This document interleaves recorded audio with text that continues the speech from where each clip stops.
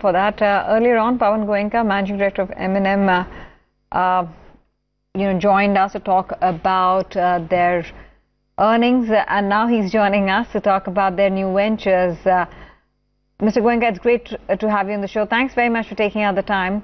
Finally, we are seeing electric public transport options get priority with Treo launch. What's the growth that you're seeing for this segment? Also, give us details about this new product.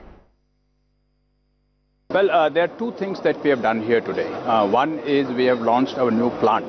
This plant is to do a complete backward integration for electric vehicles. So we will make batteries, we will make motors, we will make power electronics, control unit, all of that. So therefore, after this plant, except for the cells that will still import, everything else will be made in India, and we'll do a complete localization of electric vehicles. That's number one. Number two is the launch of Treo, which is the electric three-wheeler in auto form as well as in the e-rickshaw form that we have launched today. This vehicle we had displayed even in the past, but we are launching it today officially and starting to sell now. This vehicle, I believe, will in some ways lead the electric vehicle revolution in India. It may be kind of strange to say that a small three-wheeler with selling price of $3,000 will lead the electric vehicle revolution. But the fact is that this is where we see the benefit of electric vehicles the highest in terms of what it could do to overall reduction in pollution and also saving in energy, the crude oil. And also it is very affordable in terms of commercial viability, and therefore adaptation of this vehicle by the individual operators as well as by the fleet operators, I believe will ramp up very quickly. We've already seen that the current e-rickshaws that are being sold in some of the cities in North India mostly are gaining a lot of popularity. So therefore, the taste of electric vehicles has already come in the three-wheeler segment. And we believe that this will, being a properly ground-up engineered vehicle, will certainly make a huge difference in that space.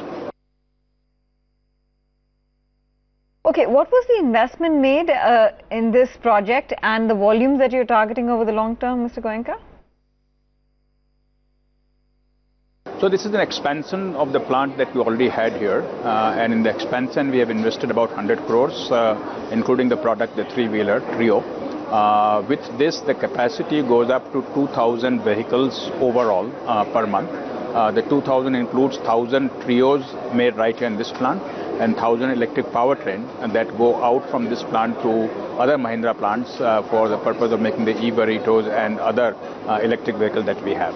The total capacity 2,000 is what we can do now, and we are now working on taking the capacity to 5,000 per month, which will happen in about 2 years. Right, costs have been a huge concern for manufacturing EVs, and most of the expense is due to batteries.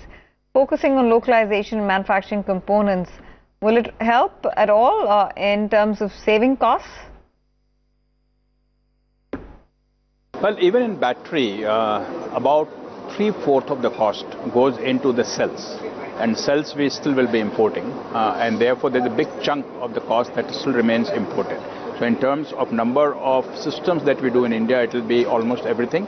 But in terms of the cost, there is still a big chunk that is being imported. And therefore, till the time that we do not localize the cells in India, that will require a huge investment, and there is not enough volume in India cumulatively to justify putting up a plant for the cell. Till that time, we will still continue to import, say, about 1/3 of the cost because of cells. Otherwise, everything else will be grows, we will see the cost coming down, and the vehicles becoming more and more affordable than what we have. It is my estimate that for a three-wheeler, our current pricing is just about where it should be to make the three-wheelers attractive. For the four-wheelers, we still have to work on reducing the pricing by another 10% or so to make it attractive for the commercial use buyer. By when do you see tech evolve from a cost reduction perspective? I think it's a combination of volume and technology game. Once the volume goes up, that in itself will bring the cost down. and we are waiting for the volume to reach certain economy of scale that we haven't reached yet. And the technology is constantly evolving, and that cost constantly does come down. If all goes as per the plan that the government of India has put down for the expansion of electric vehicles, I would think that we are not more than 2 years away. Not more than 2 years away. Maybe even in 1 year, we could reach that point where we reach the break-even of electric vehicle for commercial application compared to the diesel or petrol counterparts.